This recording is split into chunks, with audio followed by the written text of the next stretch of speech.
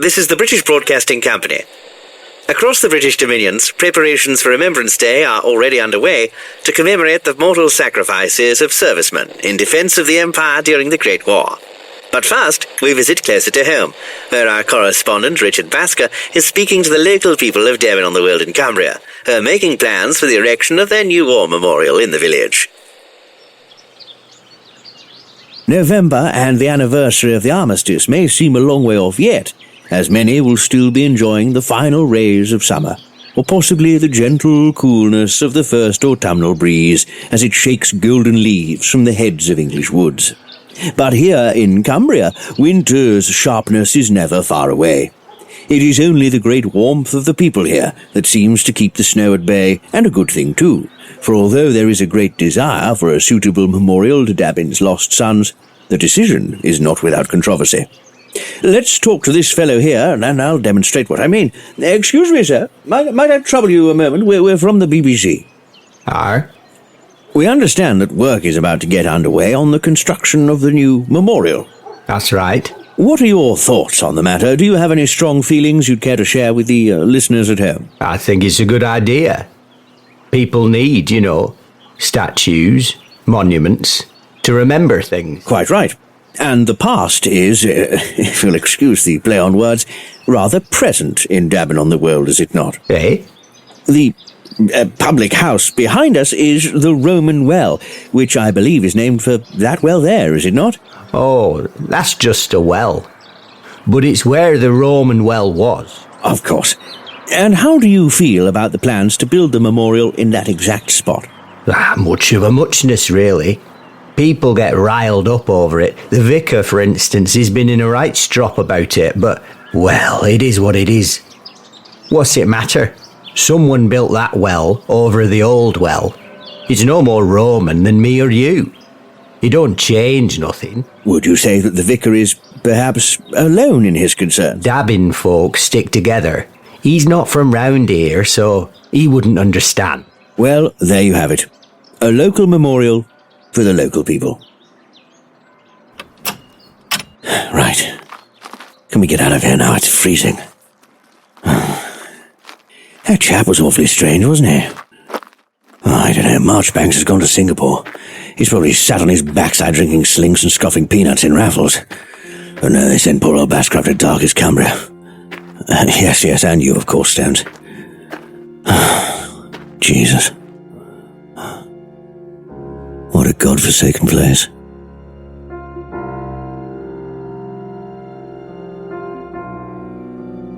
The Apocalypse Players present Magnum Tenebrosum, a Call of Cthulhu scenario by Dominic Allen, with Joseph Chance as Dr. John Elvedon. I am a 34-year-old, willowy individual, fey-looking gentleman. I suppose you could call me a dreamer. I am nonetheless a doctor of theology. You will regularly see me handling my grandfather's pipe and saying no more about it. Danann McAleer as Colonel Ambrose Coghill. 64. He's a retired colonel. What else do you need to know? Fought in the war. Very respectable. Very obvious sort of thick, deep scar across the back of his right hand. And our special guest, Tilly Steele as Dr. Jemima Croft. No relation, is a psychiatrist from London, but she's originally from Blackpool. So that's where her interest in the macabre and weird began. If you've ever been to Blackpool, you'll know what I'm talking about there.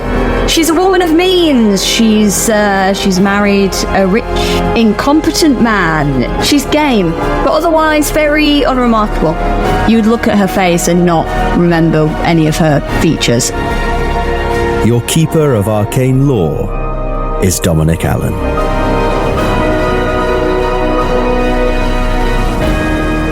Part 1. We've gone on holiday by mistake.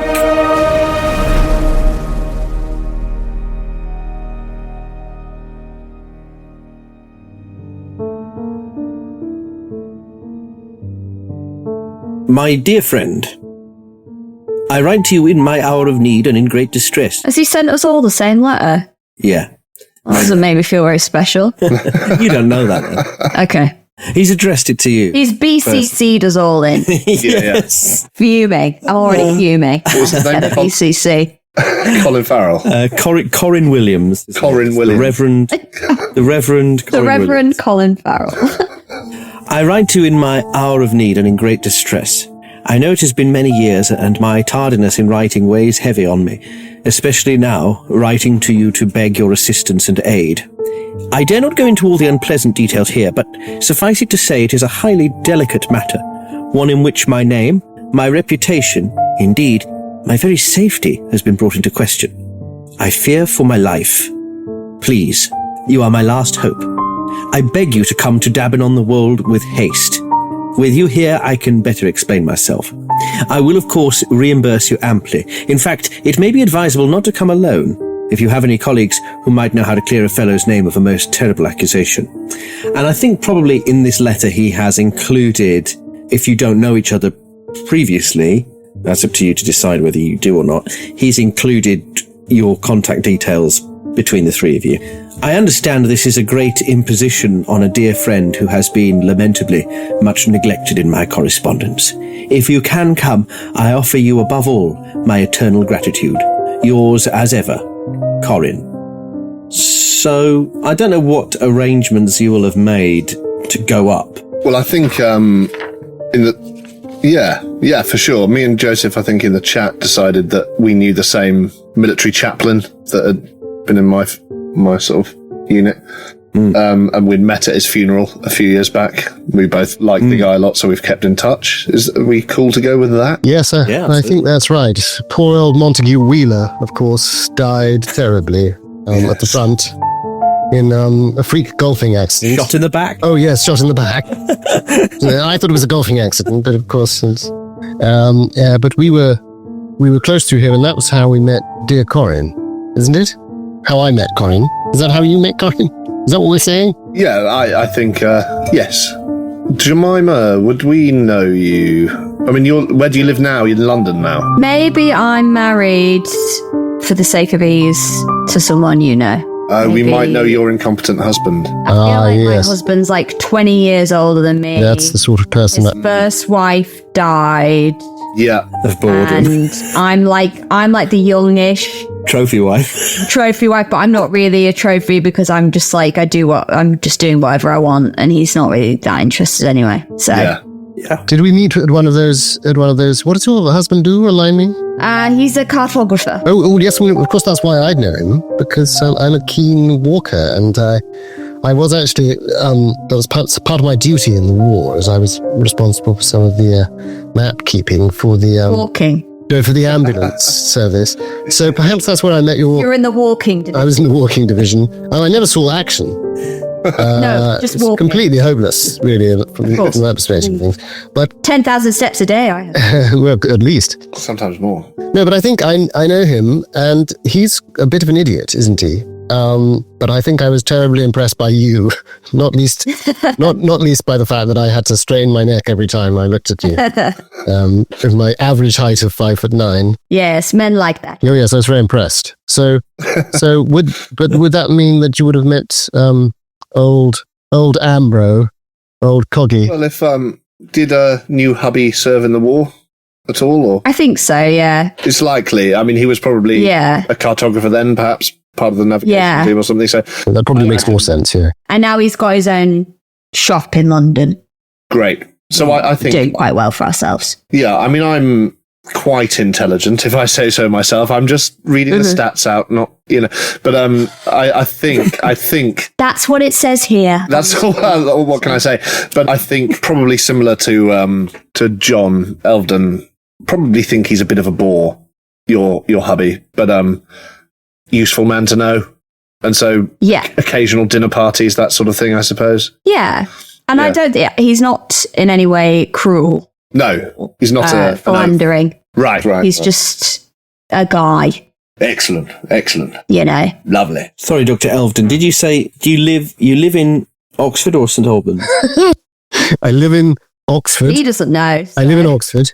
And I'm wrong in psychology. I have a honorary fellowship at Brasenose College.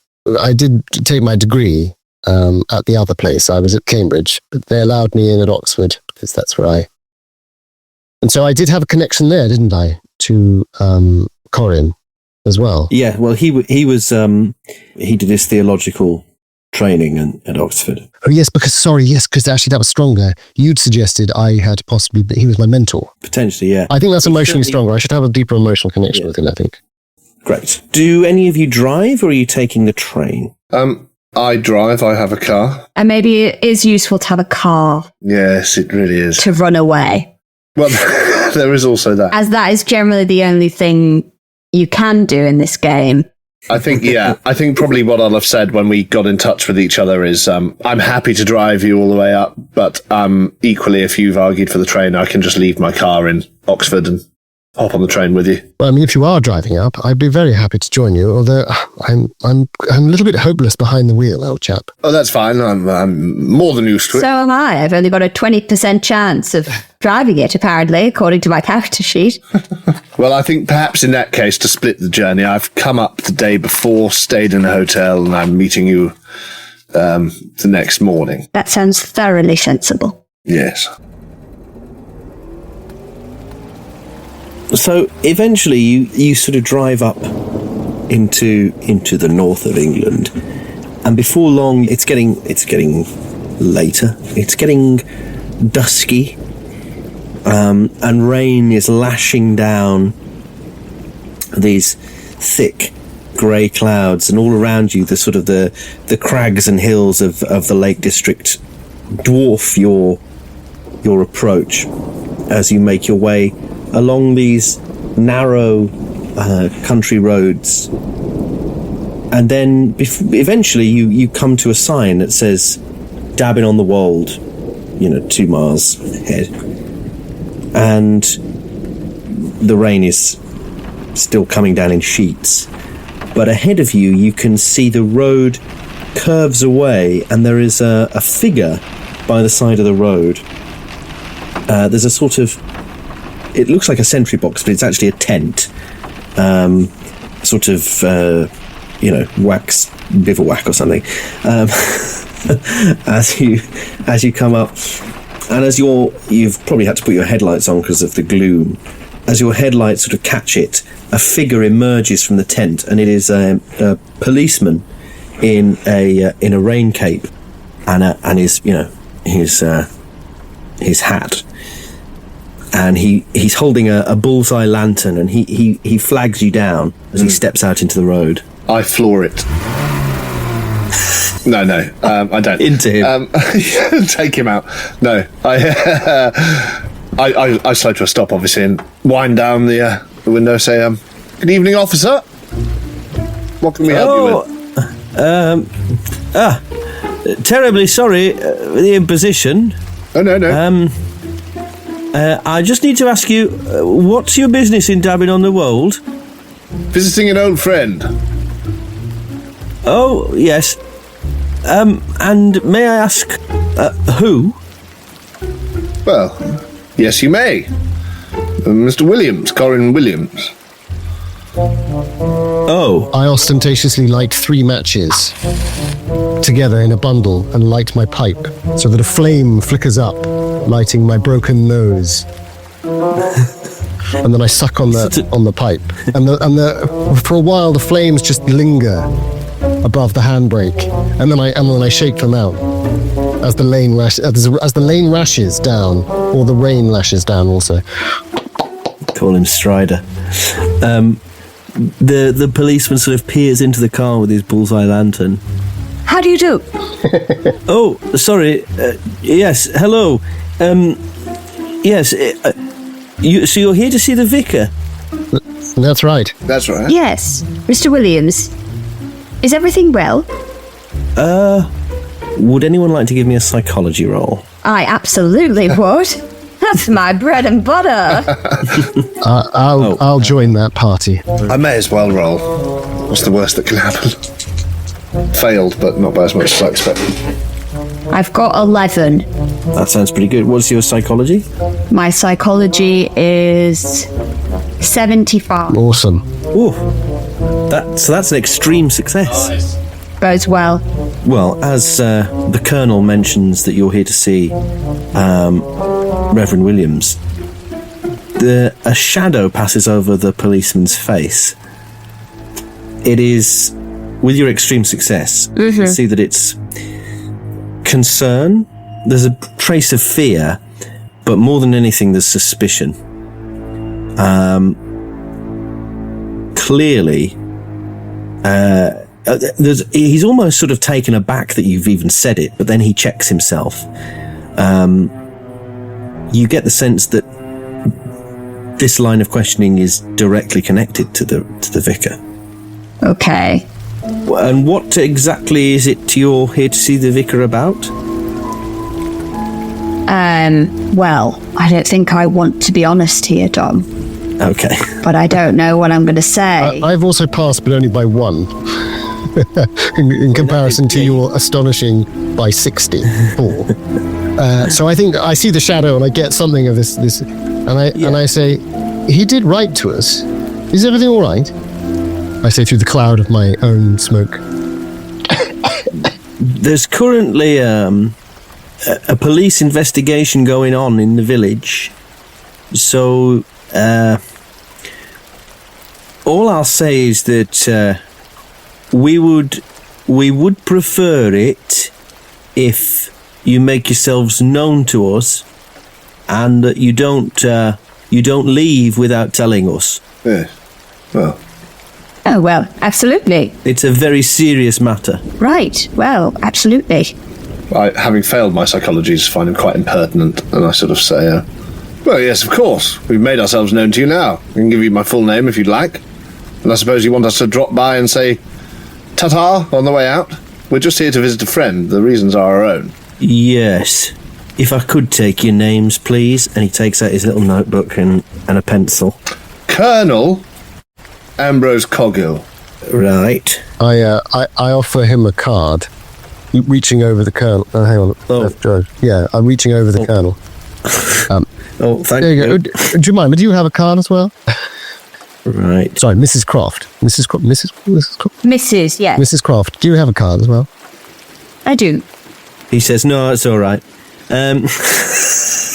Wow. Wow. That is going to be our secret weapon. Things were so much simpler back then. That is going to be our secret weapon. They'll never see you coming. Well, actually, they might, because you're very tall. No, I'm very tall, so they will. He can't see me right now because I'm in the car. Thank God. He'd probably think you were some kind of mutant. I know, yeah. You're such a social chameleon, you're basically Mystique from the X-Men. Yeah. Sort of blending into the car. So plain. Is there anyone even in the back there? Yeah. Just bright yellow eyes, that's all it is. Yeah. Oh, God, the There was horror. the Colonel and the Doctor and a woman. Oh, yes. A woman? I'm an academic doctor, not a medical doctor. You understand? Right. I've had other characters where we've made that mistake for about 3 sessions. I don't want to do that again. Where are you staying while you're here? Well, with our friend, the Reverend. He's invited us to stay. We're staying with him. Will that be a problem? He's not under arrest, is he? No. With your extreme psychology role that you did, I think it's safe to say that,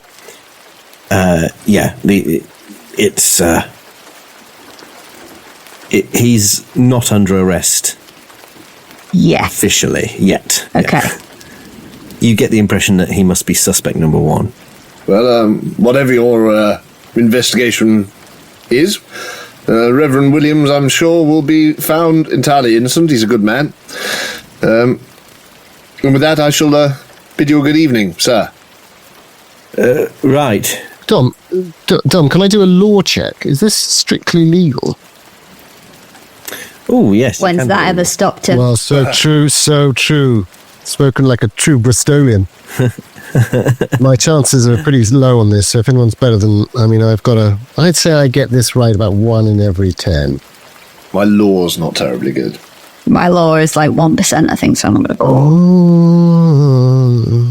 I've got anthropology, and police are technically a different species. So of humans. So, Quite a lot of luck. I could spend 8 luck and I could get this, but I think that's not worth it. So I rack my brain for a moment, and then I simply say, "Oh, well, this is most unfortunate." What was your name again? Constable, was it? Yes. Constable Jones. Constable Jones. I get a notepad out and I write his name down. Thank you, Constable. how old does he look? Early 20s. I don't suppose you served. That's right, cook him. No, spit it out, boy. No, I just missed it. I just missed it, I'm afraid. Terrible shame for you, I'm sure. I suppose you like to read all the stories, do you? Well, my brothers didn't bring any stories back. They were killed. Oh. Where? Alsace-Lorraine. Yes, terrible business. No, yes, absolutely terrible business. But there is some lovely walking up there. At least perhaps there might have been something... It might have been something comforting about knowing that there's marvellous mountains. We're overlooking them. Then, as indeed they overlook us here. Well, if there isn't anything else, Constable. I've never been. No. Well, I'm just open-mouthed in the backseat at this attempt at some kind of male connection, bonding, discussion, just going badly. But I know my place, so I don't say anything. I shall raise a glass to them when next I sit. Thank you, my good man. You're sitting right now. Yes. Is it? I assume it was. Gets out a massive hip flask. Well, drink driving was fine then, right? Yeah. It's kind of necessary, I think, after that, Jenny. Yeah. Steadies the nerves. Yes, well, thank you for your thoughts and prayers. Yes, Will you be keeping us any longer? I have a tiny bladder and it's dreadfully full. very sorry. Yes, I'm sorry to disrupt your journey. It's just the sergeant's orders, you see. We're having to keep an eye on all vehicles coming in and out at the moment, so it's a very sensitive matter. And that was Sergeant Naylor. Sergeant Naylor. Very good. I'll write that. Not ostentatiously, but obviously in like Sergeant Naylor. Very good. If that's all, Sergeant. Constable. Colonel. We're doing that. Very good, sirs. Enjoy your stay in dabbing on the wold. Yes. I hope the weather improves for you. Likewise. Well, thank you. Ta-ta. Ta-ra! He retreats into his tent. Don, would there be a chance that I might have had a map of the Lake District that would include dabbing on the wold? It's the sort of thing I would have taken with me in the hope that I might manage to squeeze a walk in at some stage. Hit the dab Yeah. on the wall. Dabbing on the wall. I hate myself. Do you consult your map while you're in? No, I was just thinking if I have it with me, that would be... I mean, I can do a luck check if you'd like, but... I think you're the sort of fastidious walker who would have packed it. Excellent, yes. Probably a map from Jemima's husband, Mr. Croft. Quite possibly. Yeah. Is that a Croft? A Croft original. Lovely craftsmanship.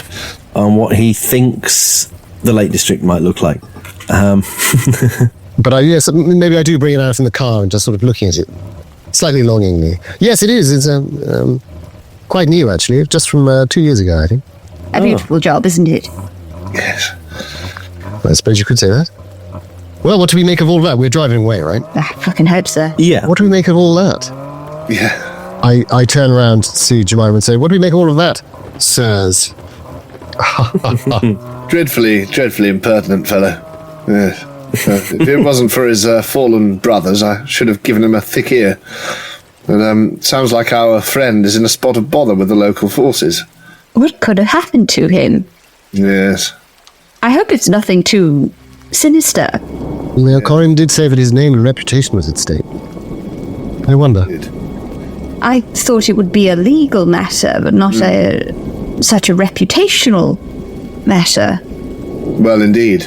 I wonder if it might be a case of small town boredom. I doubt they have much to deal with here, and he's probably used to the same 5 people coming to see him every week, and gossip in a small enclosed space can get out of hand. I'm sure it's nothing too serious. I certainly hope you're right, Colonel. I concur. Oh, please, Ambrose. Oh, Yes.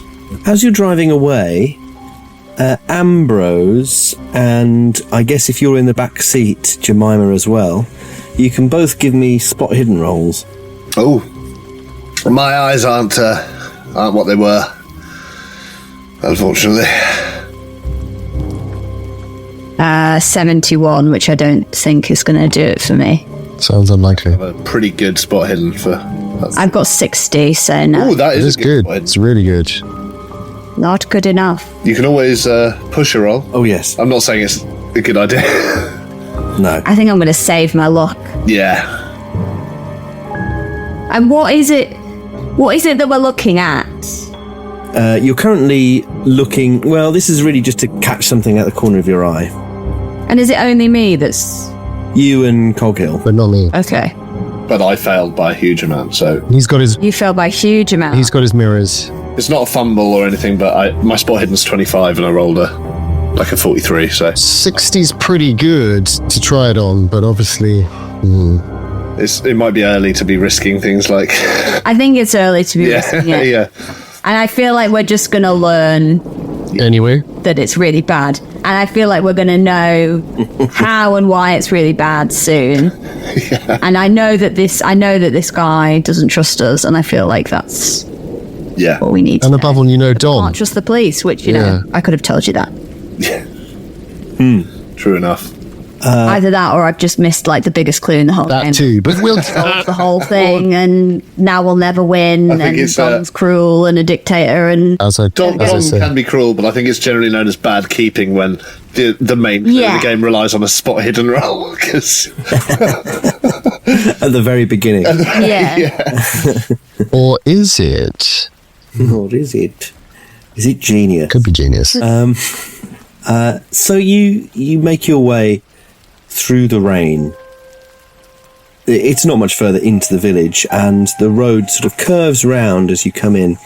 To your left, you can see a relatively modern-looking train station. It's a small train station. It's very small, but it's got a little building, and there's a sort of house built next to it in the same sort of style, brickwork, Edwardian.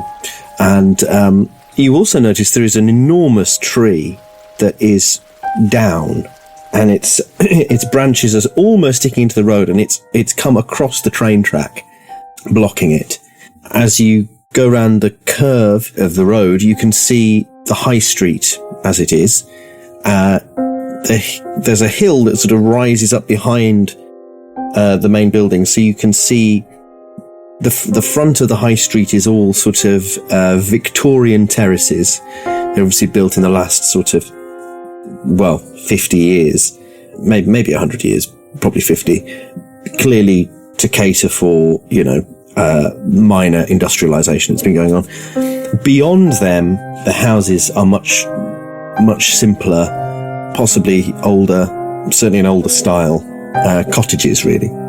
On your right-hand side, to the south, is quite a large-looking cemetery ahead of you that is nestled in woodland that stretches off across the hill to the south. At the end of the high street, it opens into a sort of small square where there are shops. There's a baker's and a butcher's, a candlestick maker's. There's also a large pub, an inn, a coaching inn, really, on the corner that looks like it's properly old, sort of Tudor-looking building. And on the other side of the square from that is the church. It is a small Gothic church. It actually looks a bit too big for the village. And it has a small churchyard with a couple of willows growing in it. Dom, I was just going to ask, did we catch the name of the pub as we were driving? Huh? Oh, yes. It's called the Roman Well Inn. Good Lord, is it? Toby Carver. And indeed, there is a well. in the middle of the square. Ah. You wouldn't say it looks Roman. It looks like a rather large well with one of those dainty little roofs on it. Oh yeah, nice. We've been poor correspondents, the three of us, with Corin of late. And is this an appointment? I imagine we'd have told him when we were planning. No, of course. We've probably been in contact in that sense. But has he told us much about this place ever before? Is this the sort of thing that he would have mentioned? Did we know that there was a Roman well here that he would have mentioned? Or is it the sort of thing that we've been conversing about other matters? He was always terribly interested in what other people... he's not dead yet. He's not dead. He's always so terribly interested in what other people are doing. Yes. I say somewhat abruptly as we pass the Roman well in. How fascinating, a Roman well. I didn't know that there was one here. Did you, Mrs. Croft? I had limited correspondence with the Reverend. So did I. Usually regarding certain psychiatric dealings with his flock. Terribly insightful, of course. He's an insightful man. Oh yes, certainly, and I helped as much as I could. But the Reverend himself is a very, very clever man, so it was mainly, just speaking about them, really. Had there been a spate of these mental problems within the village? No, I would say we probably spoke once or twice a year. But I would always enjoy conversing with him whenever Mr. Croft has one of his soirees, and the Reverend was always a fantastic guest. Yes, charming man, very clever, as you say. Yes. He probably, anything else he hasn't really mentioned. I tell you probably glean that he doesn't really like his post very much, but it's fine. Well, that's probably why we haven't talked about it, I should imagine. It's distasteful to linger on such a thing. Possibly with the exception of Mrs. Croft, who has specialist abilities to discuss such uncomfortable business. Probably why he found such time to come to all those Sunday soirees up in London. Yes, I imagine he wanted a break. I ostentatiously take out 2 matches, light them, and relight my pipe. And I linger with the matches over the handbrake, just a second too long, and then I shake them out again. Careful, old man. Oh, sorry. The leather. Sorry, yes. I wind the window down and I chuck them out the window. A road runs north out of the square that turns into a dirt track ahead. You can see it essentially turns into a country lane again.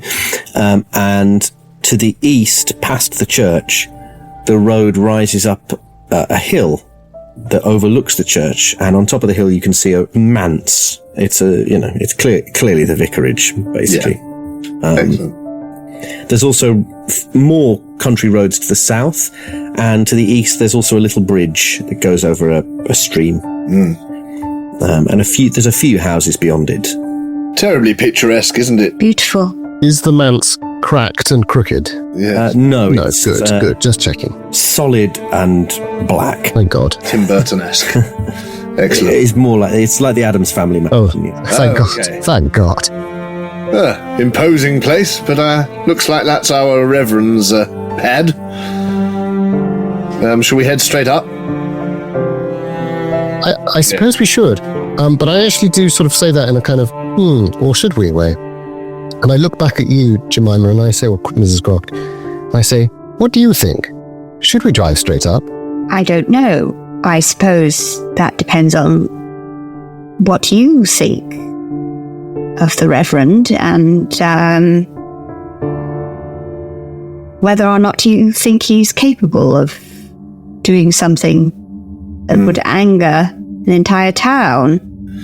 Yes. If he is capable of something like that, well, I wouldn't know. I've always found him a pleasant man, but I know that men's hearts can conceal the darkest of predilections in my work. So I would say that you two probably know him a much better than I do, and Well, basically, if you think that he's likely that he couldn't hurt a fly, I'd say we should get there with all haste and make sure he's all right. But if you even suspect that he's possibly in some kind of darker trouble, that we should maybe gather some information. Well, it might just be my curiosity, I suppose, but I thought there might be rather more third party. Perhaps the place is being watched, not just by the police. It occurred to me that if there is indeed reputation issue, then perhaps... I think I'm being paranoid. Let's go straight up. I think you're right. I have faith in the old fellow. Listening to your conversation, I just pull in and leave the engine idling, and I turn around to you both and say, now, I wouldn't be here if I didn't have the utmost confidence in Reverend Williams. I can't claim to know him any better than you, really, Mrs. Croft, but I like to think I get the gauge of a man from the first meeting. I've been known to be wrong, of course. Well, that's good enough for me, Colonel. But you've got me thinking, as you've got our friend, the good doctor here, thinking, and perhaps there wouldn't be any harm in perhaps stopping by for a quick ale at the local and just seeing if there's any chat before we're known as the friends of the man accused. Perhaps this is our only chance to get a fresh experience. There's locals. There's the tactical thinking, you see, Colonel. That's exactly... See, that hadn't actually occurred to me, and yet I had this instinct. Nor me. That's a jolly good idea, because then we could possibly... Although I am concerned for his safety, Corin, he's a man of an age. What time is it? Like, what time of day are we at now, just out of interest? Or night? I had one image in my mind, and then I've changed it. I did say it was kind of dusk. I imagine it's probably... I imagine you'd have stopped en route. I don't think you'd have driven the whole way. Yeah. Stop, so... Yeah, let's say it's like... Let's say it's 5 o'clock. Okay. I think a swift half is absolutely doable under those circumstances. I think that's what's absolutely necessary, isn't it? A refreshment. Excellent. Yes. So, if anyone asks... There's not even really anything suspicious about it inherently, because we could just really want a drink before we go. Quite so. Well, if anyone asks, we're travelling through, and we may stay the night, we may not, but we've just stopped for some refreshments, and let's see if we can... And I wouldn't mention him by name. Let's see if it comes up in conversation. Yes, very good. If it is as big of a deal as the constable seems to think, then surely it'll be the talk of the town. Quite so. And in fact, very good. We could always jog conversation just with the simple asking of, we were stopped by police on the way into town. Is this normal? See what comes out. Very good. Anyway, good thinking. Very good, Ambrose. Thinking unit. I reverse and pull back round and pull in just by the coach house and step out with my cane. The rain is starting to ease off now as well. Good. I won't bother with the umbrella then. My hair and moustache are waxed strong enough to keep most of the rain out anyway. Stiffened with, starch. I shelter under his moustache. and presumably the great height of Jemima Croft manages to protect me from most of the rain as well. Yeah. With my I just looming with my fey slight weakness, my slight clumsiness. my chin. You're under my chin. Perfect. My moustache and your chin will keep him dry until we get that eye. Let's go and get some refreshments. So you walk into the Roman Well Inn. There's a roaring fire going. It's divided in that sort of old-fashioned way. There's a saloon bar at the front and a lounge, a snug to one side through the saloon bar, and around the back there is the sort of dining room. So there's a small fire in one end, in a small grate near the bar. And as you come in, there's a chap sat on a stool at the bar. He's in a sort of chore coat, a sort of workman's jacket, sturdy boots. He looks a bit dusty, like he's covered in bits of plaster. He's a bit balding, and he has a big beard, and he's hunched over a mug of ale. There is a cat on the bar that is just sort of curled up at one end. It looks quite old, this cat, and it sort of looks up at you as you come in. And then it puts its head back down. I tuck my cane under my shoulder, and I take a few steps forward and then turn to the others and say, "Well, what are we having?" Oh, I think probably a pint of mild. Pint of mild, and for yourself? Gin. Straight up? Yes. Excellent. I go over and sort of rap on the bar and sort of have a look round. The man sat near you on the stool. He doesn't really react to you, but after a moment, a woman appears who she's dressed very conservatively, very plain. Good. She has thick lines cut into her face and her forehead and her around her mouth. So she has the appearance of a sort of. She almost looks like the side of a tree. Wow. An etched woman. She looks very etched. She looks like she's had a robust life. She's been run hard as a pup, as my dad would. Oh, what a phrase. God. And that's a Cumbrian phrase as well. Insights to your father have just come there. Yeah. And indeed your life. That's fascinating. Yes. Not quite my childhood. I think my dad wins on that one. So, yeah, she emerges and she seems to already have her arms folded. And she says, "All right, what do you want?" Oh, well, good evening, my good lady. A pint of mild, please, and 2 gins. Neat, no junk in them. She sort of turns and starts pouring your drinks. I'll gesture to Mrs. Croft, more out of nervousness than anything else, I think, to suggest that we take a nearby table. Yes, and then I realise that I'm looking at her clavicles again, and I get flustered, hoping that she thinks that I'm not looking at anything else, and start to make my way over to the table. Yeah. How old are you, and and what is your appearance? I'm 34. Oh God, yeah. Chameleon. And you look at my face, you turn away, and you can't remember any of my features, so you have to look back. It's a classic. It's a classic somewhere in the middle. Kind of like Slender Man. Oh God! Which is either appearance 25 or 50. I mean, it's nothing else. That's it. Yeah, okay, good. Yeah. But I remember and then I forget instantly. Not ugly enough to remember. Yeah. I'm not ugly. I'm definitely not ugly. Yeah. I'm just like, it's like you would struggle to describe me to anyone other than she's tall. And got our ultimate secret weapon. It's going to go very well, I can tell. Yeah. Yes, and I move towards sitting down. I think while she pours the gins, I then I turn to the man at the bar next to me and say, and whatever this chap's having, may as well get one for the room. She gives him a look, and he turns to you and says, "Oh, no, it's good. And he sort of peers out the window, and then the landlady says, "Rain's stopping now anyway."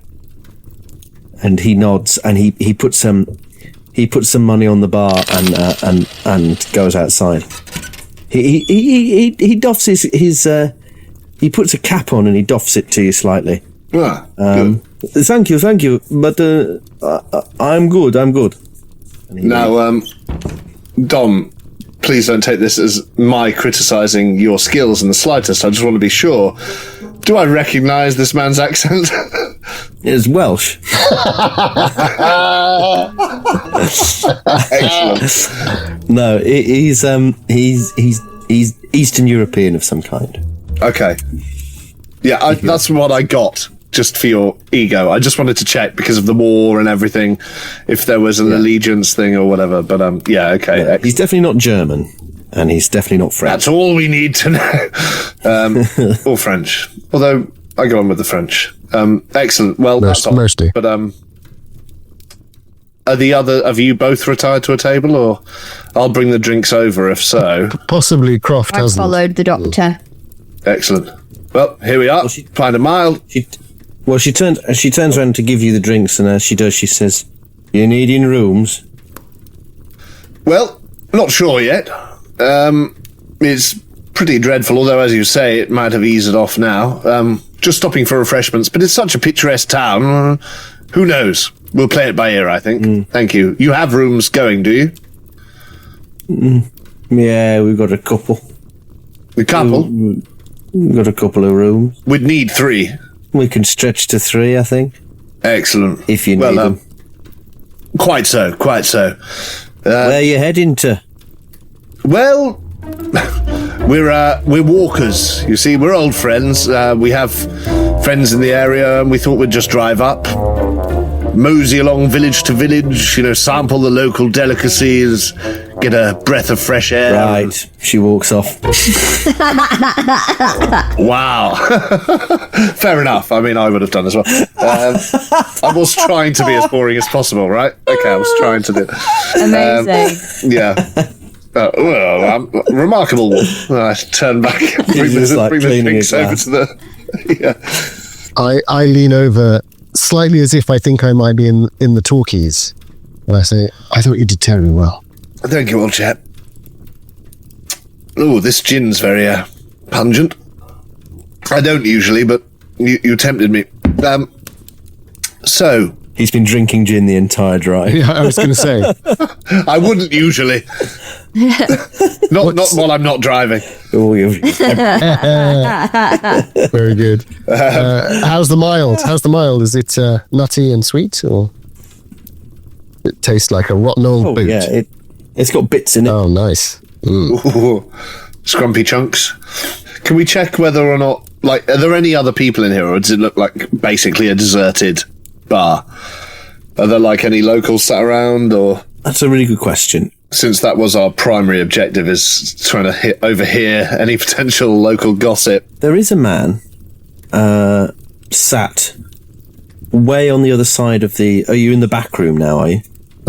Whichever the room is sort of most obviously open, and... Yeah, well, the saloon bar is really just like a couple of benches and the stools at the bar, really. It's very small. So if you've gone to... Go into the back room. It's a much larger affair. There's a big roaring hearth. That's where we are. There's...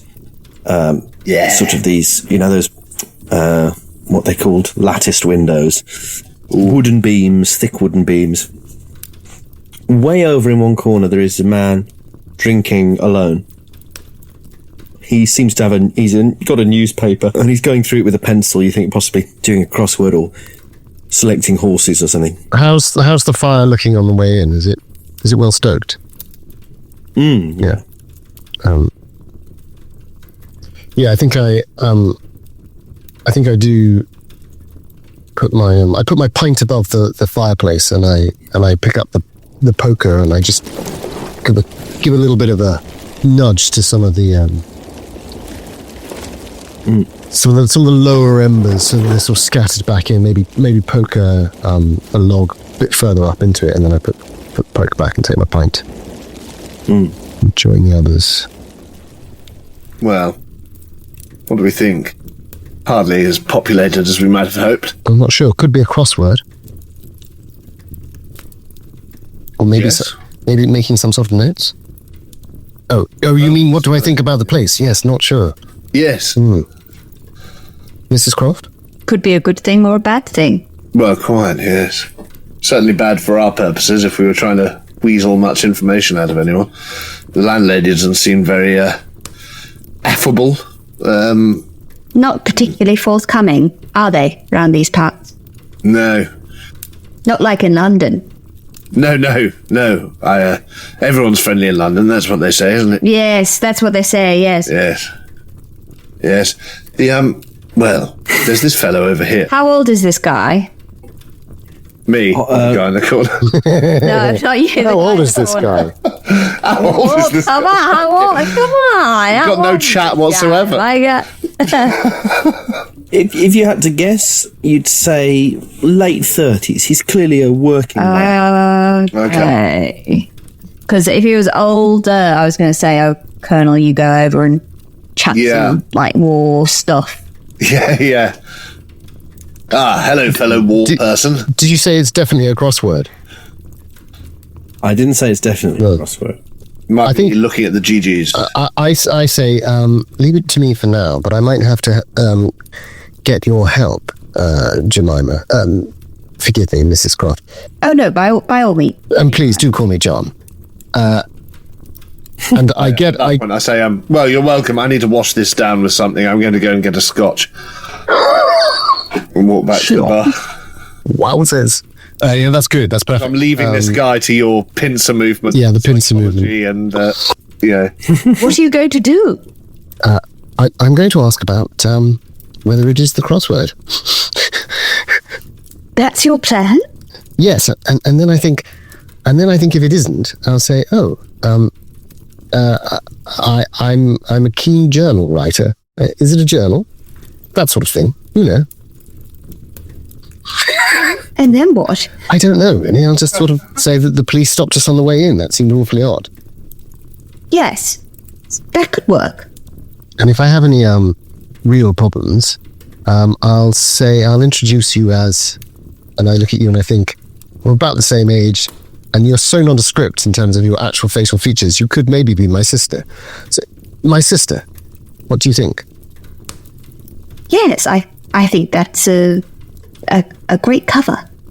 Gosh, I feel like a detective. Yes. I wasn't quite expecting quite so much deception, but at the same time, I do wonder, if one's reputation means that there's a police cordon. I do feel like it's the best path. If there's one thing I've learned in Oxford, it's that people really, really do have plans and machinations. They can be very cunning. They can be. Sometimes people are entirely unaware of their own machinations. Yes. Until it's true. And I this whole conversation, I've had this box of matches, and I'm just tapping it against the table. And I think you notice it when you say that. I've definitely noticed that. And I've definitely noticed you enjoying the fire a bit too much in the car as well. And then I put the matches away, and I say, right, I'll go and do that. Good luck. And I nip over to the fire, and I just give it a really good poke this time. And I put the poker back, and then as I get up, I sort of do a stretch, and it's pretty bad acting, but I sort of wander over, putting my hands in my pockets. Are there any sort of pictures on the walls? Yes, there are. I'll study some of those. There are some drawings, paintings of the local landscape. There are also some photographs of what look like sort of, community groups, that kind of thing. There's a photograph of the church with a small congregation gathered out the front of it. There's a vicar who is not the vicar you know, so it's obviously from before. He's a rotund, balding man.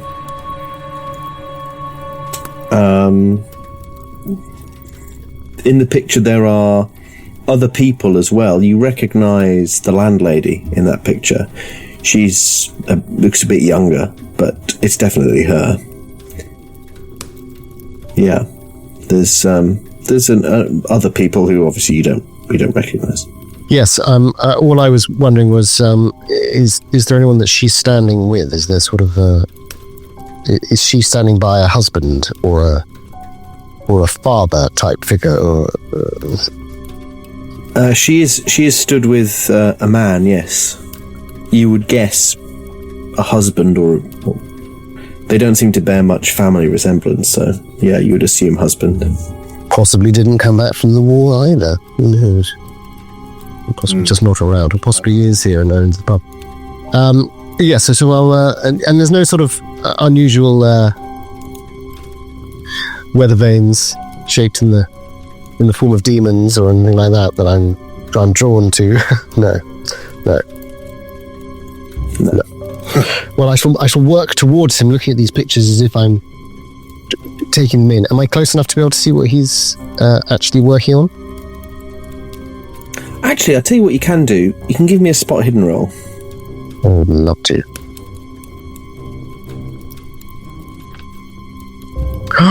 It's a 0-3. That's very good. That is good. That's an excellent. You notice in the background of this photograph, obviously it's a black and white photograph, but you notice that the windows are stained glass for the most part.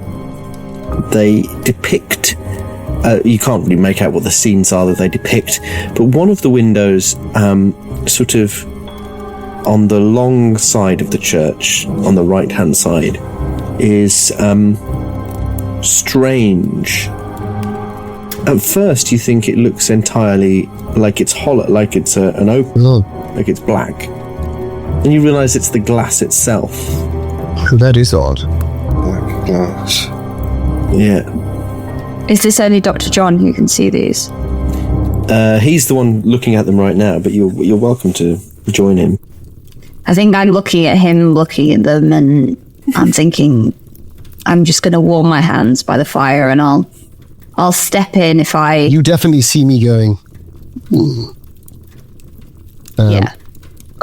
And I suspect, although actually, yes, I suspect he's the sort of type where he then gets his glasses out. So those classic gold circle glasses. Nice. Harry Potter. And he gets his notepad out and he writes, yes, strange glass, question mark. Puts it away, then remembers what his job is.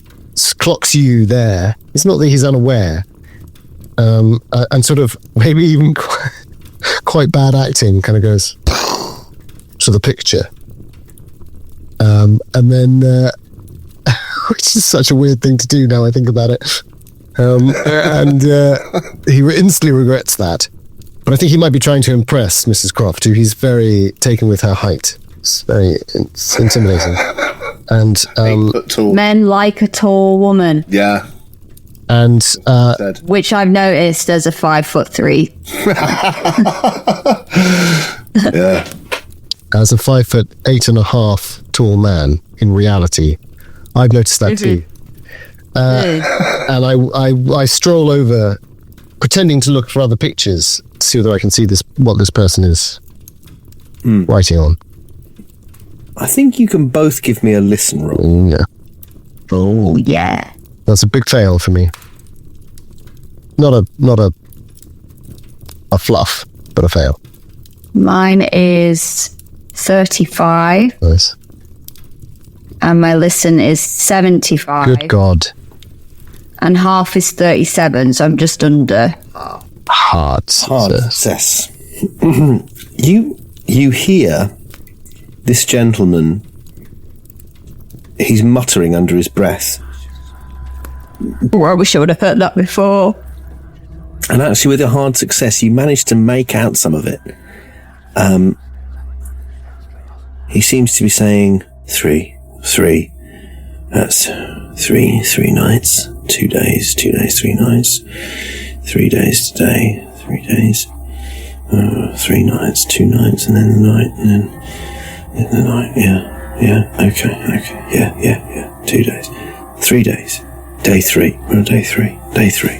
Oh, Christ. Can I see what he's... Well, obviously I can't hear any of that, but can I see what he's writing on? Is it a notepad or is it a... It is a newspaper. At first glance, it looks like it's the crossword. How close do you get to him? Well, I think if it's a newspaper, and I'm certain of that, and he's making notes, I will simply say, oh, is it the crossword? He very quickly sits up straight and with one hand folds the newspaper over very quickly. You can give me a spot hidden if you want to see if you catch what it was. Why not? What harm ever comes in Call of Cthulhu from doing a spot hidden? Exactly. Oh, my word. Does it happen... So I can spend my first luck of the day and pass, but is this the sort of thing that would need to be a hard? It doesn't need to be hard. Yeah, in which case I'll spend 2 luck on my 37, and I will turn my 35 spot hidden to a pass. He was not doing the crossword, though he was on the page of the crossword. Sudoku. That was my first thought. He was doing the word pyramid. He appeared to be drawing, with a regular success, it looked like he was drawing little squares all up the margin of the newspaper. Sort of rectangular shapes, all connected, overlapping rectangles.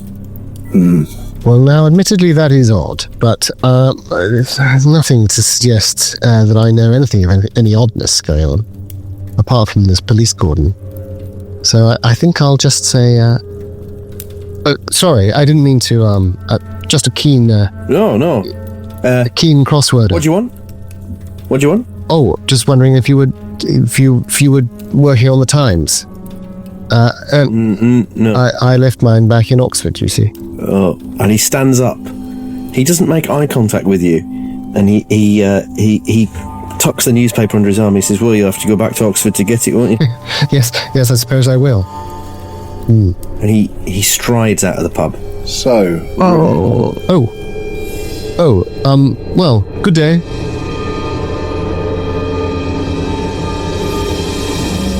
Meanwhile, in the saloon bar, Yes. the Colonel is ordering a Scotch. whiskey, Yes. a Scotch. Lovely. Straight up.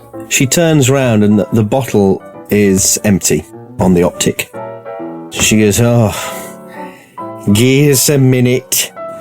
Yeah. She goes out around the back. Such world building. I love it. Yes. Very similitude. They drink a lot of Scotch here. Yeah. Clearly. You'd have to. Clues. Yeah, exactly. Yeah, you'd want to, yeah. And then Okay. you suddenly feel something while you're waiting there. You feel something against your leg. Yeah. The cat. When you look down, it's that cat. Yes. It looks up at you with this kind of tired face and just goes... Now, I like a cat. I have 2 cats at home in Wedmore. So, I imagine I'll lean down, pet him a little, and perhaps pick him up, plop him on the bar, and well, not by the scruff of his neck, darling, but under the forelegs. And is he responsive to this? So you've got some familiarity with cats. Yes. So I don't think you need to roll for this.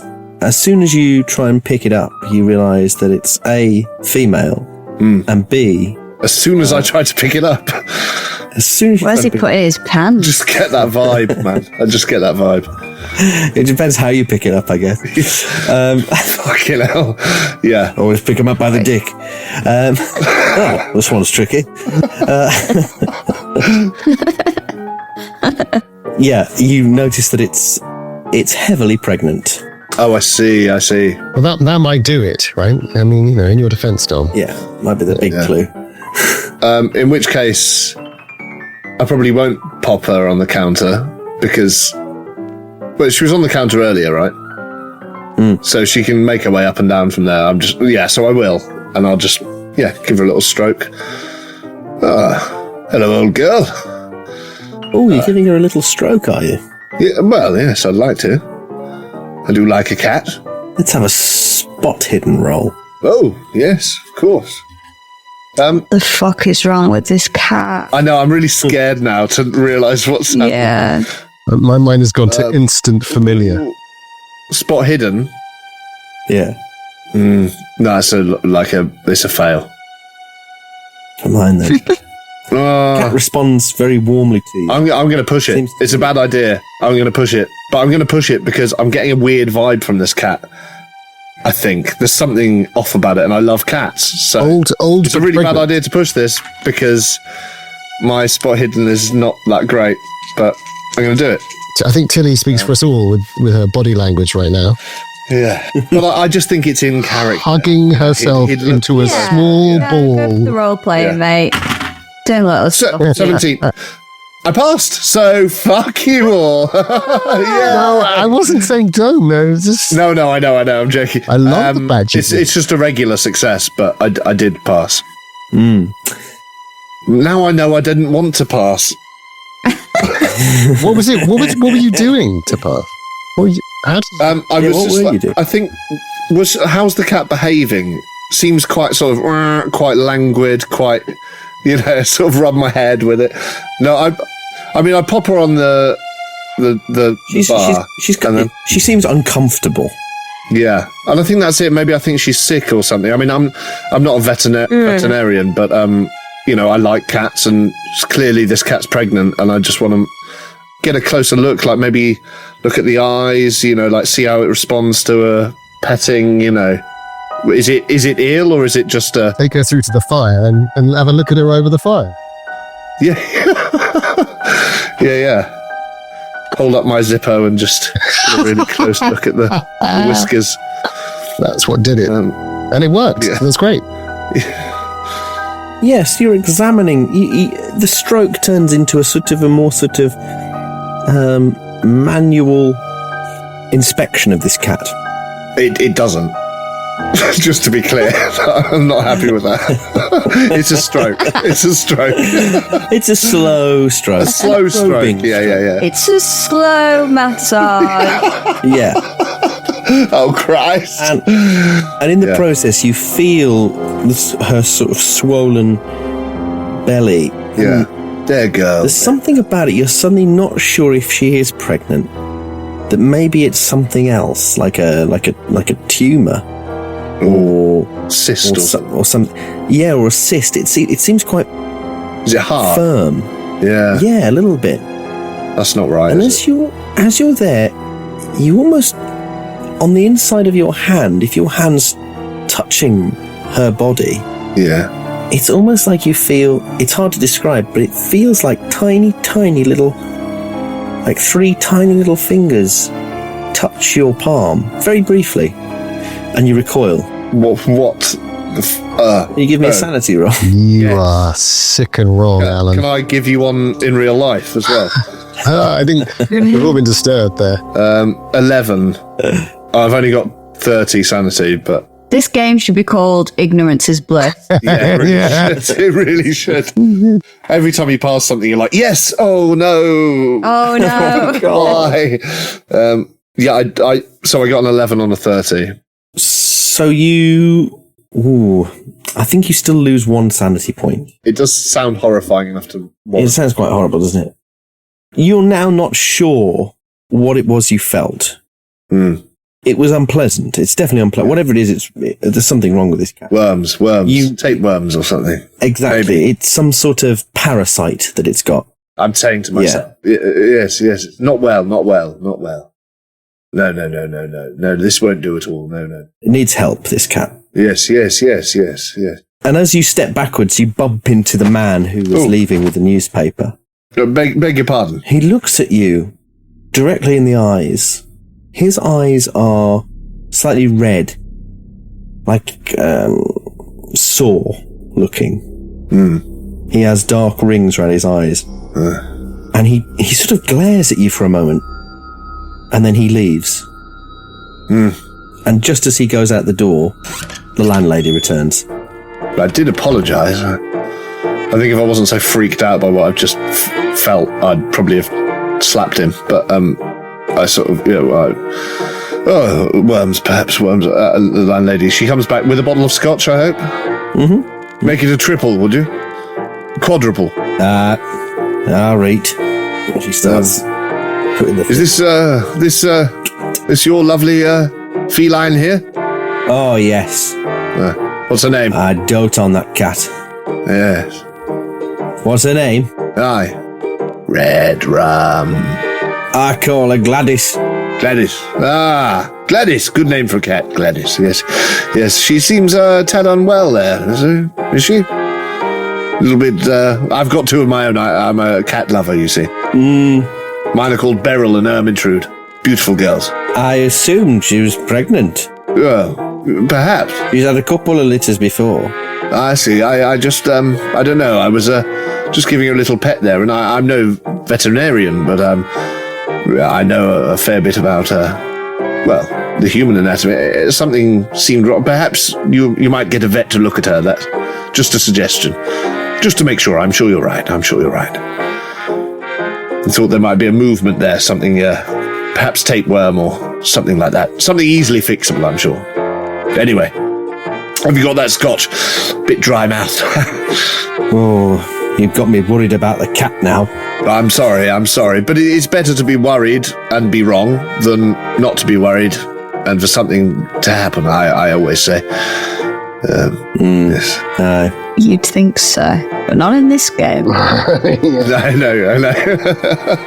She plops your scotch down. Is there anything else? Yes, 2 large gins and a couple of pairs of pints, please. I'm gonna be fucking wrecked. She does the maths in her head.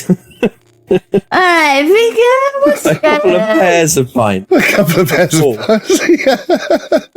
I'm going to bring them back for the other 2, just in case, but... That is like some mad old-time measure. Yeah. A couple of pairs of points. It comes in a couple of pairs of pints. I'm having one. I'm having some. You've had a whole third already? Yeah, cool. So what's going on in the back room now this man's left you for Dr. Elvedon and Jemima Croft? I think I'm looking in the wake of this exit, which feels pretty disastrous to me. And It was weirdly abrupt, yeah.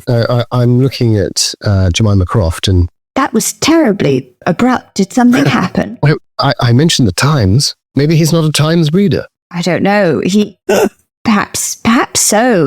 Maybe he's more of a Telegraph man. But I overheard him. He was muttering under his breath.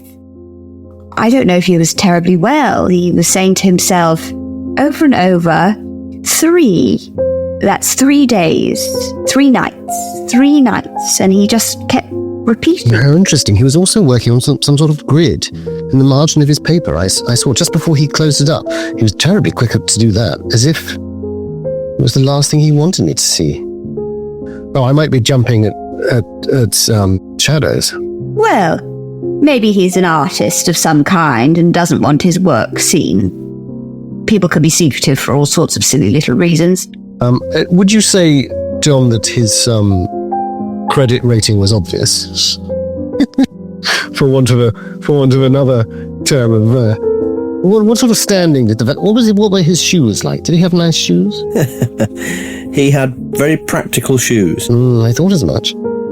Boot. Yes. Well, of course, handy for these parts, but a gentleman would put them on for work rather than wear them to the public house. In fact, thinking about his boots, they were caked with a bit of mud.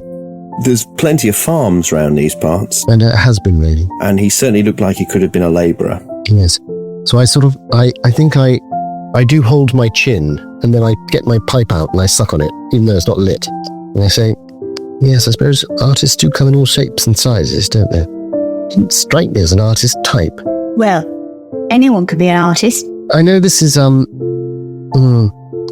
might really be, being over-affected by some of the reading I've been doing of late, looking into details a little too much, but what do you make of this window in the church here? Have I seen the window? I pointed out. Oh, as in we're looking out the window. Oh, I meant in the picture, the photograph. Yeah, there's a photograph on the wall of the church, and you can Oh, right, yeah. pointed out. Yeah, you can see it appears to be an entirely black window. Now, let me tell you, this is very unusual. Is it? Oh, yes. Well, a building of this age, there'll have been renovations during the Victorian period, of course. And before that, there may have been a wealthy sponsor who could potentially have put in a memorial window. But a memorial window, of course, would have a coat of arms and probably a dedication to it. Or perhaps a scene from the Bible that had been specifically selected. Look, you see here, this glass over here definitely dates, that's more sort of, what would we say, 18th century maybe? And that's been replacing some of the older work, which probably would have been Jacobean. This, on the other hand, very unusual. I've never seen anything like it. I only mention it. What do you suppose it is? Be some sort of I suppose it could have been damaged in some way. Maybe they haven't the money to replace it. good thinking. I feel that we've rather failed on our finding out the gossip. Perhaps perhaps our friend the Colonel will have had more luck with the landlady. Although she does look... Perhaps. There she is, look. I wonder if that was her husband. The chap who left? No, sorry, there in the photograph. You can see her there. Those lines are still there, but... Oh, yes, that not is so her, heavy. isn't it? Unmistakable face. Can I see the cat in the photograph? No. Asks Joseph. Well, at least we've had a nice drink before we go to our doom. And exactly, as soon as you say that, I come through with like 4 pints and 2 large A gin. tray of booze. So, yeah. Well, here we are. Plop it down on the table. Yes. I wasn't sure if you were staying. I haven't asked about food. I tell you what, shall we down these and head off? Yes, perhaps. Maybe it would be good to have a bit of Dutch courage to see the Reverend. Yes, I don't suppose you learned anything from that strange man over there? No, he was terribly odd, just muttering under his breath. Yes. Something about 3 days and nights. I don't know. And the doctor said he was writing something on a paper. Like a grid. Yes. Was terribly quick to hide it. Bumped into me on the way out. Yes, I he was making apologise. haste. Just glared at me. Terribly red eyes. Didn't like the look of him at all. What a rough sort. Yes, I'd say so. A couple of them in here. There's something wrong with the cat as well. Keep that under your hats. The landlady's upset. Let's have these, and I don't know, perhaps this might be our last chance. Perhaps we should ask her on the way out about the police, or if there's anything local to look at. Yes, maybe you should do that, Colonel, as you've had the most interaction with her, or perhaps the doctor. Yes. Who do you think should be amenable to? I think I might try my luck. Yes. Why not? I should say the doctor. I sweep back my rather lush, sandy forelocks and flick my hair. And were it not for my broken nose, you might consider me very handsome. And I might have. And I say, not that I think she'll be particularly amenable to my charms, but rather more, I do have the excuse of, after 1 pint of mild, I'll definitely need the bathroom. And I could ask of its whereabouts. Perfect excuse to begin a conversation. Quite so. Perhaps? Yes. Yes. Good. We'll crack on with the drinks. I finished my pint of mild, and probably almost certainly needing the bathroom anyway. And after this, we'll have a pork pie. Unless you think, Mrs. Croft, Jemima, perhaps with your insights, you could use exactly the same excuse, of course. Perhaps. I suppose it depends if she's a girl's girl or not. Yes. You're a head shrinker, aren't you? What was your instinct? I don't think she's the sort of person who cares whether you're a woman or a man. And more that we're strangers to this place. Yes. Off-comers, I think they say. Yes. Yes, I got that distinct impression. So what do they say? I missed that. Off-comers. Oh, off-comers. Off-comers. What a I've one. heard that. That's actually what Cumbrians say. Really? Lovely colloquialism. Yeah, off-comers. There's nothing for you here. Lovely. We're not from London. London. What a marvellous expression. Now, Mrs. Blenner has it, phone the police. No, don't phone the police. Got a Mr. couple Blair. of drunks in the Penrith tea rooms. And I'll have a bash. I can go and chat to her. I can be I'll say persuasive. I can be persuasive, but if I'm in a... Can you? I can't be persuasive, I don't think. I'll have a look. I can definitely diagnose her, but I don't really think there's anything wrong with her. Yeah. I think she doesn't know what's going on, so I think maybe it would be better to have someone who can... Yeah. I'll give it a go, and if I'm out of luck, I'll send you in as reinforcements. Yes. My persuade is 75, actually. You're considerably more persuasive than I think you know you are, Jemima. Oh, really? I'm finding you very persuasive, even in saying that you're not persuasive. How did you do that? Really? You really must teach me that.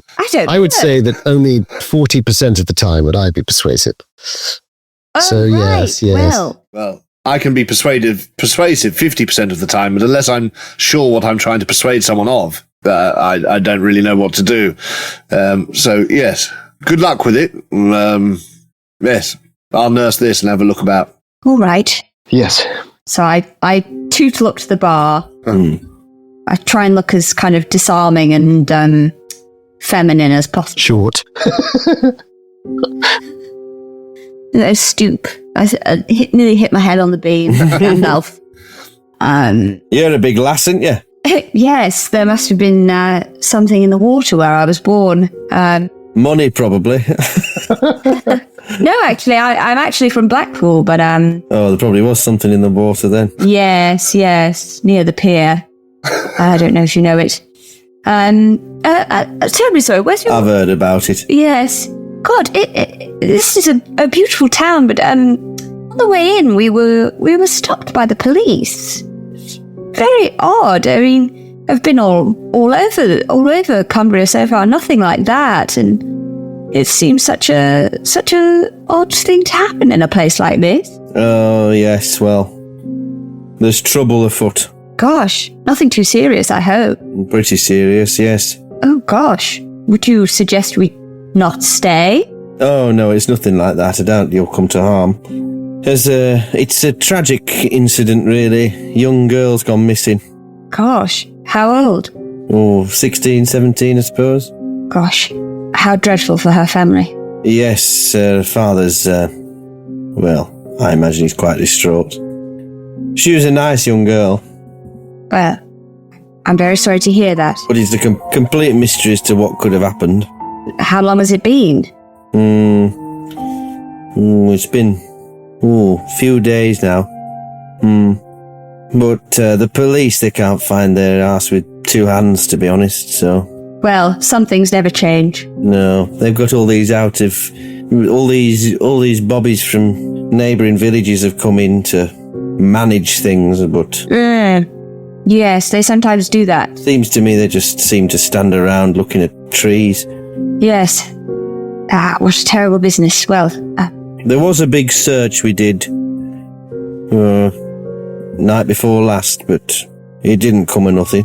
Night before last, 2 nights ago? That's right. How many of you turned up? Most of the town, I'd imagine. Oh, yes. I mean, it's such a small place. I mean, surely whoever's done this can't hope to escape detection for long. Well, unless it was someone from outside, but that seems unlikely as well. Why bother? Yes, quite. And it's not like it's tourist season. We don't get that many people in it this time of year. You're quite unusual, you lot. Yes, well, we like to walk in the off-season. I'm rather nervous in big crowds, so I prefer it quiet. Big crowds? I didn't well, think... not big crowds, but, I prefer an empty pub such as this one to a... Oh, I see what you mean. To a crowded one. But thank you for your... You're obviously not a publican. No, not at all. But I'm sorry to hear about that, and I hope they find her soon. Yes, well, hopefully so. Sooner the better. Yes.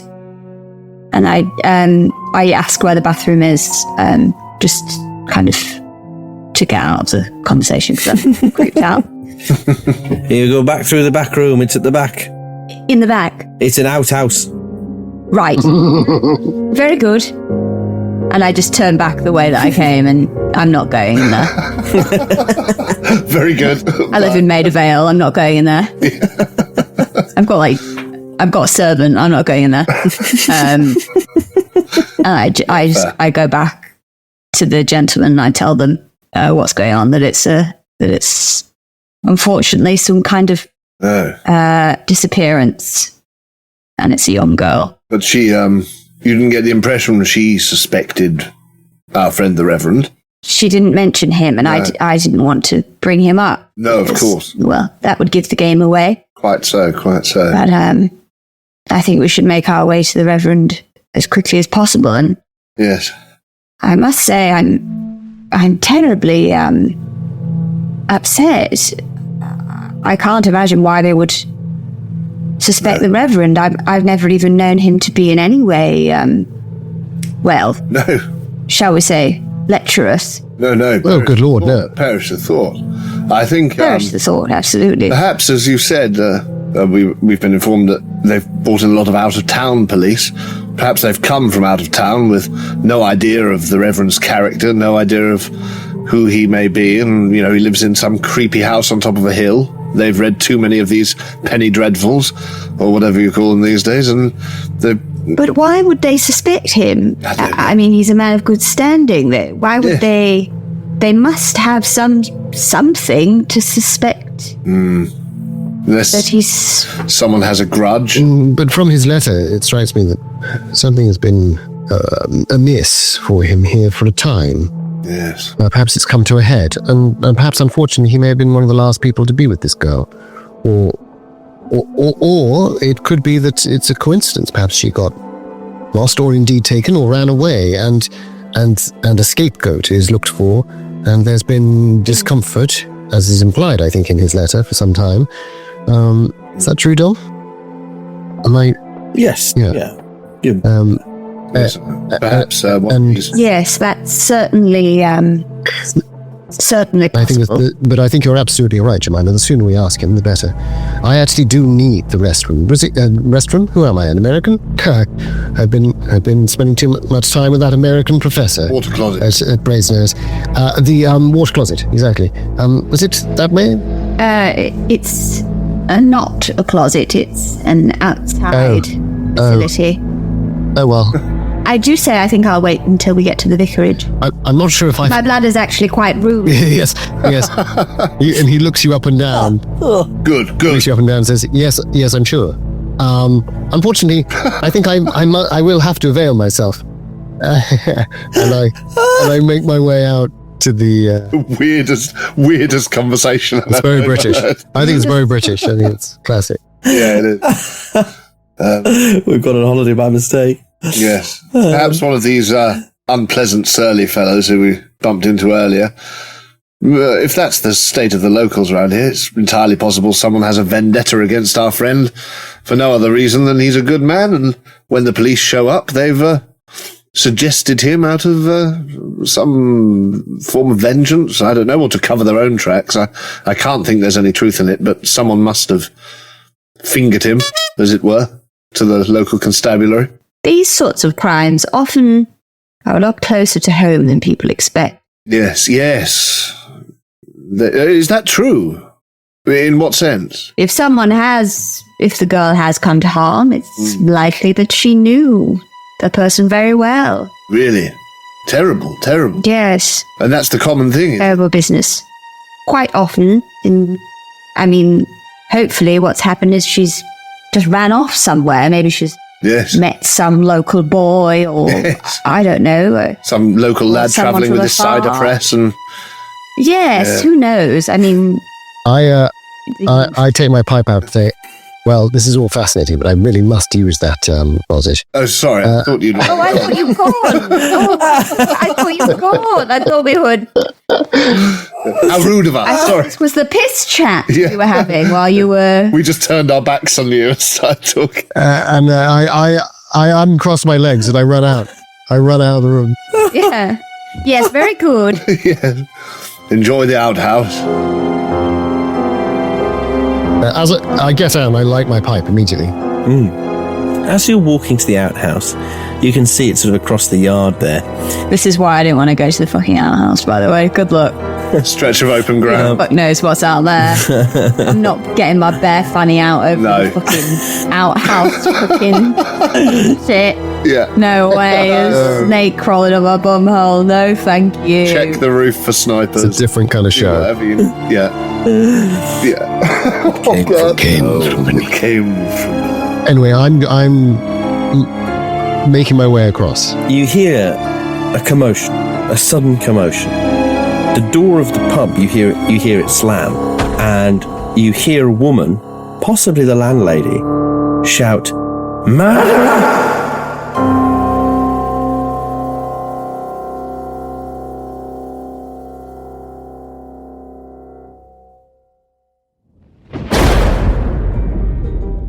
Hello, listeners. We hope you're enjoying Magnum Tenebrosum. And indeed, if you are enjoying the podcast, it would help us a great deal if you could share it with other like-minded individuals. Comments, reviews, and ratings will also help strengthen the cult. And speaking of which, if you haven't yet made the great sacrifice, there is plenty more content over on our Patreon, patreon.com/Apocalypse Players. We hope to see you there. Good night.